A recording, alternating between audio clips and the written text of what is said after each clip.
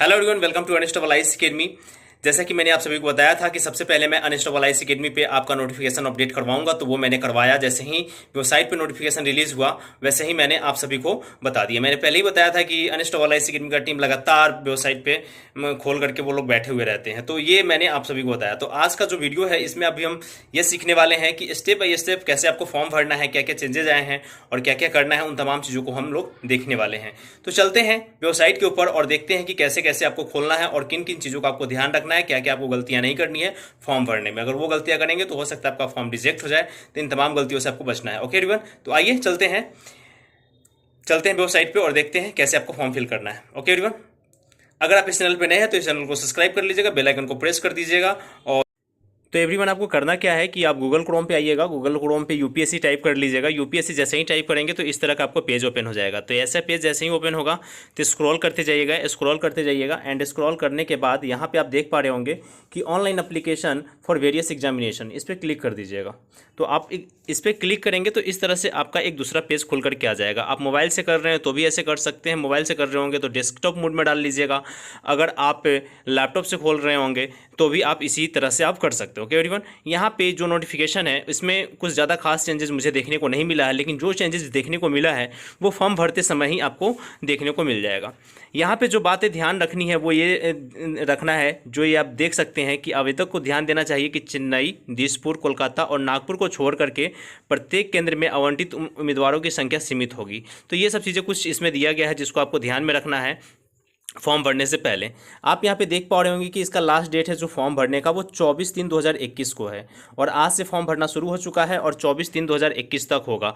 तो अप्रॉक्सीमेटली आपको वही 20 दिन का समय मिल गया। मैंने पहले ही बोला था कि जैसे ही नोटिफिकेशन आएगा आपको एक नया डेट देखने को मिलेगा और आपको फॉर्म भरने के लिए भी एक नया डेट वहाँ पर दिया जाएगा और कम से कम 20 से 25 दिन का आपको 20 से 25 दिन का तो आपको समय मिलेगा ही मिलेगा। तो ये आप देख पा रहे होंगे। तो आइए देखते हैं कि फॉर्म कैसे भरना है, कैसे आपको स्टेप बाय स्टेप फॉर्म कैसे फिल करना है, इसके ऊपर अब बात कर लेते हैं। तो आपको यहाँ पे क्या करना है कि click here for first part, तो इस पर आपको क्लिक करना है। जब आप क्लिक करेंगे तो इस तरह से आपका कुछ बातें खुल करके आ जाएंगी। तो अगर जिनको पढ़ना है वो पढ़ सकते हैं, जिनको नहीं पढ़ना है वो डायरेक्ट जा करके फॉर्म पे भर सकते हैं। लेकिन यहाँ पे जो चीज़ें आपको ध्यान देनी है वो ये है कि 24/3/2021 को शाम को 6 बजे तक ही आपका फॉर्म फिल होगा। ये नहीं कि रात को 12 बजे तक आप पे बैठे हुए हैं कि रात को 12 बजे तक फॉर्म फिल कर लेंगे लास्ट डेट पे, तो ऐसा कुछ नहीं होने वाला है। शाम को आपको 6 बजे तक ही फॉर्म फिल करना होगा। ये जो आपका जो है आवेदन है वो अंग्रेजी और हिंदी दोनों में अवेलेबल है। जो इंग्लिश मीडियम के स्टूडेंट होंगे वो इंग्लिश में भर सकते हैं और जो हिंदी मीडियम के स्टूडेंट होंगे उनका भी इंग्लिश में ही होगा। यहाँ पे देख सकते हैं कि केवल इंग्लिश में ही भरा जा सकता है, लेकिन फॉर्म आपको ऑनलाइन आवेदन पत्र दोनों में उपलब्ध है। ओके एवरीवन, इसमें 2 भाग होगा, पार्ट 1 पार्ट 2। तो पार्ट 1 को कैसे फिल करना है वो हम देखेंगे, फिर पार्ट 2 को कैसे फिल करना है वो हम देखने वाले हैं। तो यहाँ पे आपका वो सारा चीज़ मेंशन कर दिया गया है कि शाम 6 बजे तक ही आप पंजीयन कर सकते हैं, तभी वो आपका वैध होगा। बाकी और इस सब में कुछ है नहीं। तो आप नीचे बढ़ते जाएंगे, फिर यहाँ पर फोटोग्राफ्स के बारे में दिया गया है कि आपका फोटोग्राफ जो होना चाहिए वो आपका जो फ़ोटो होना चाहिए वो 300 KB से ज़्यादा नहीं होना चाहिए और जो आपका सिग्नेचर होना चाहिए वो 20 KB से ज़्यादा नहीं होना चाहिए। इन सब सारी चीज़ों के बारे में बात किया गया है। फिर उसके बाद आप फ़ोटो में फिर आपको क्या डॉक्यूमेंट अपलोड करने पड़ सकते हैं। यहाँ पे ये देखिए, यहाँ पे देखिए your photo identity card document in PDF format only. तो ये आपका डॉक्यूमेंट फॉर्मेट कार्ड आपको अपलोड करना होगा। तो ये आपको याद रखना है। जो भी आइडेंटिटी कार्ड लगा सकते हैं, तो आइडेंटिटी कार्ड में बहुत सारे इसमें दिए गए थे ऑप्शन, उससे भी हम देखने वाले हैं कि क्या क्या आइडेंटिटी कार्ड में आप यूज़ कर सकते हैं। देन उसके बाद जो यहाँ पे पैसे की बात किया गया है, तो आप अपना ऑनलाइन फीस जो जमा कर सकते हैं वो credit card, debit card, net banking, इन तमाम चीज़ों से आप फॉर्म भर सकते हैं।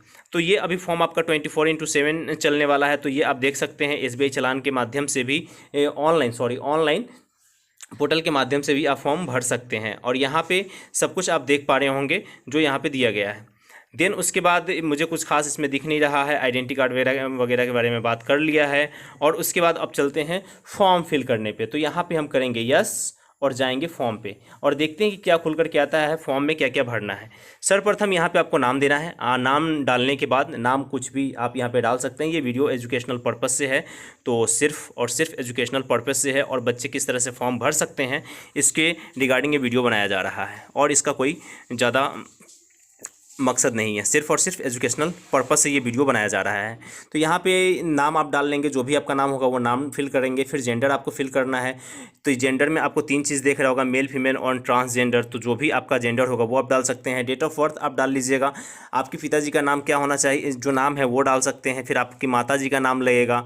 आपकी जो राष्ट्रीयता है वो कौन सी है, नेशनलिटी क्या है। तो नेशनलिटी में आपको 2 दिया गया है, एक भारतीय होना चाहिए, एक अन्य अगर आप भारत से नहीं है तो अगर नेपाल से हैं तो इन सब चीज़ों का भी आप अदर सेलेक्ट कर सकते हैं। फिर मैरिटल स्टेटस, वैवाहिक स्थिति में आपका अगर शादीशुदा है तो यस कीजिएगा, अगर शादीशुदा नहीं है तो नो कीजिएगा। अगर आप पे डिवोर्स हुआ है तो एक लर्नर्स थी मेरे कमेंट बॉक्स में कमेंट करके पूछी हुई थी कि सर अगर मेरा डिवोर्स, अगर कोई व्यक्ति है जिसका डिवोर्स हो गया है तो वो अपना मैरिटल स्टेटस क्या डालेगा। तो वो डिवोर्स इसमें ऑप्शन दिया गया है, तो डायरेक्ट डिवोर्सी का वो डाल सकती हैं। जो वीडियो है वो वीडियो डाल सकती है, जो मैरिड है वो मैरिड डाल सकते हैं, जो अनमैरिड है वो अनमैरिड डाल सकते हैं। तो इस तरह से ये खुलने वाला है। फिर उसके बाद अगर आप दिव्यांग व्यक्ति हैं तो यस कीजिए, अगर नहीं है तो नो कर दीजिएगा। फिर कम्युनिटी सेलेक्ट करना है। तो यहाँ पे आप देख सकते हैं कि EWS, general, OBC, SC and ST। तो पहले हम EWS एक एक क्लिक करके देखते हैं कि क्लिक करने के बाद क्या क्या मांग रहा है। तो EWS को जैसे ही आप क्लिक करेंगे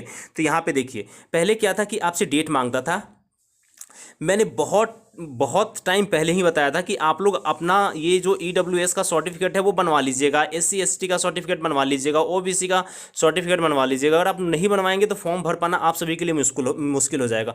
बहुत टाइम पहले मैंने वो वीडियो डाल दिया था। अगर नहीं देखे हैं ना तो उस वीडियो को जा करके देख लीजिएगा। जैसे ही फिर से मैं बताता हूँ आपको, एक बार और देखिए। जैसे कि कम्युनिटी है, यहाँ पे देखिए कोई भी ऐसा चीज़ नहीं खुल रहा है, यहाँ पे सर्टिफिकेट डेट का यहाँ पे खुल रहा है, ठीक है। तो पहले हम सिलेक्ट करते हैं EWS। तो EWS का जब करेंगे तो यहाँ पे कम्युनिटी सर्टिफिकेट नंबर आपको डालना पड़ेगा, ठीक है। इसके बाद जो आपका अधिकारी जारी किया है उनका नाम यहाँ पे आएगा।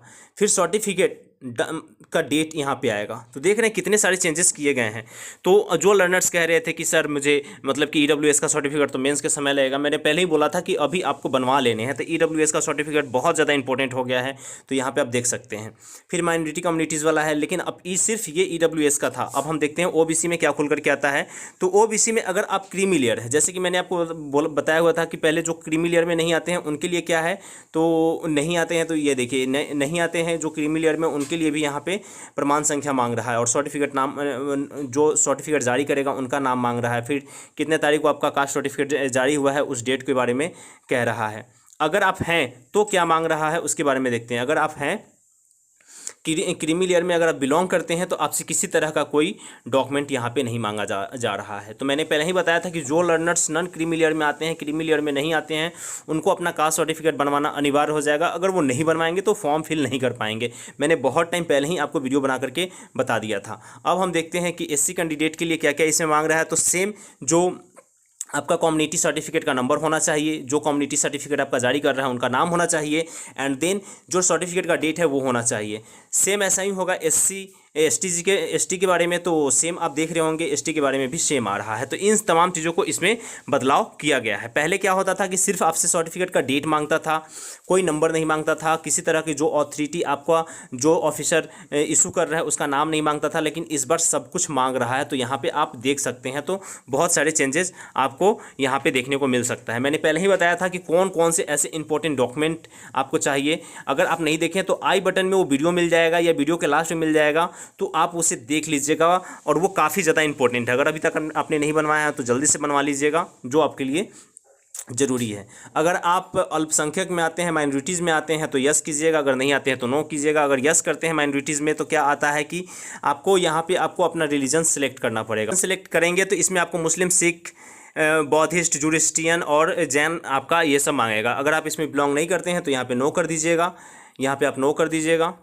नो कर दीजिएगा तो कुछ नहीं, ऐसे खुल जाएगा। फिर उसके बाद एजुकेशनल क्वालिफिकेशन आपका क्या होना चाहिए। तो अगर आप पास है, मैंने बताया भी था कि जो लर्नर्स पास है जो लर्नर्स ग्रेजुएशन पास है वो ग्रेजुएशन पे क्लिक करेंगे। जो लर्नर्स इस बार एग्जाम देने वाले हैं, अपीयरिंग कैंडिडेट है, वो अपीयरिंग पे क्लिक करेंगे। तो अपीयरिंग पे क्लिक करेंगे तो उनके लिए क्या मांगता है वो हम देखते हैं। अपीयरिंग पे क्लिक करेंगे तो कुछ नहीं आएगा, बस आपका कौन सा स्ट्रीम है, कौन से सब्जेक्ट से आप दे रहे हैं उसको सिलेक्ट करना पड़ेगा। अगर आप क्वालिफाई हो चुके हैं तो भी आपके लिए सेम है। उसके बाद आपको अपना एड्रेस डालना है, ऑसम सी एड्रेस डालना है। और उसके बाद कंटिन्यू पे क्लिक कर देना है। जैसे ही आप कंटिन्यू पे क्लिक करेंगे तो सेकेंड पेज खुल करके आएगा जहाँ पे आपको भुगतान करना है। देन उसके बाद आपको फोटोग्राफ्स, अपना सिग्नेचर, आइडेंटिटी कार्ड को अपलोड करना पड़ेगा। और जैसे ही आप इन दोनों चीज़ों को कर लेंगे उसके बाद आपको सेंटर को सिलेक्ट करने के लिए बोलेगा। तो उम्मीद करता हूँ कि इन तमाम ये जो भी इन्फॉर्मेशन मैंने आपको प्रोवाइड करवाया है इससे आपको बहुत ज़्यादा लाभ मिलेगा।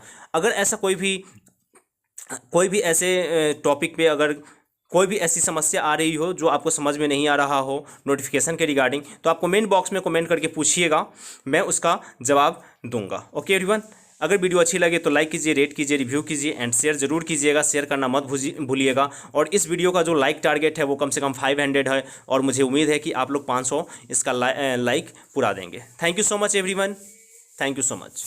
जय हिंद।